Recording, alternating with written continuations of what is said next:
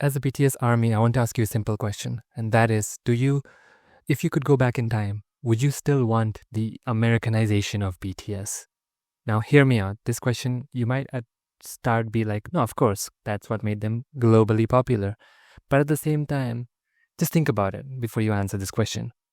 If BTS was never Americanized like they are today, that would mean no butter, no dynamite, no American awards, no global fame, no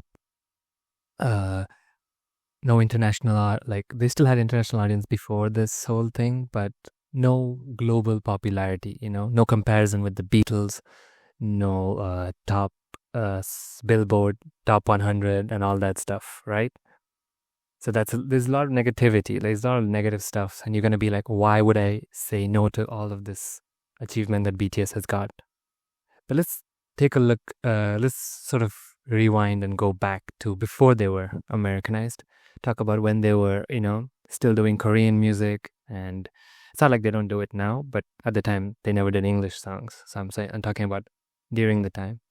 BTS were doing stuff that no other Korean boy bands were doing, creating a narrative in their own music, creating a universe about different characters, trying to tell different stories, different messages, complex messages, trying to be as diverse and just making people intrigued and curious and, detectives when it comes to watching their music videos.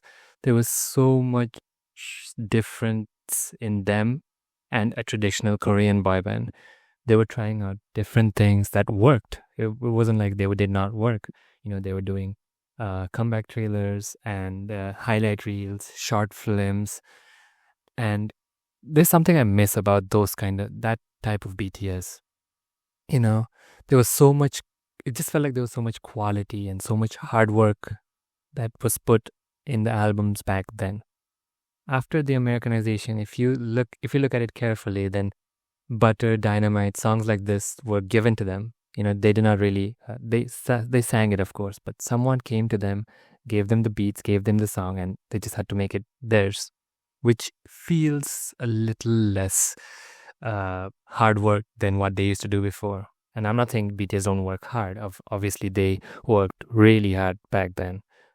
But you try to get my point, like what I'm trying to say, right? Just imagine there was no Americanization of BTS. So instead of Butter and Dynamite and all these American songs, Permission to Dance, and all of these English songs, we would have gotten a lot more Korean story-based BTS songs. Now, I want you to choose. Would you rather have that, or would you have Butter, Dynamite, and Permission to Dance? Okay. Now, this is interesting because you might be like, well, these English songs have trophies and global fame.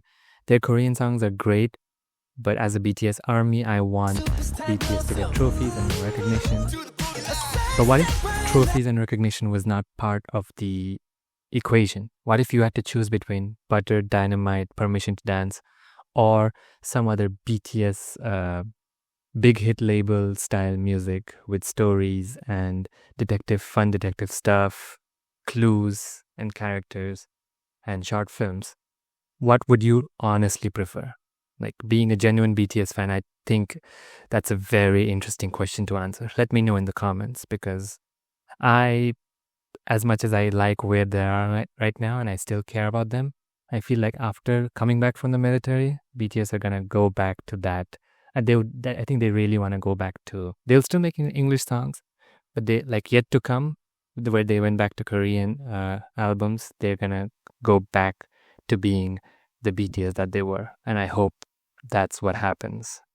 Let me know in the comments, what do you think?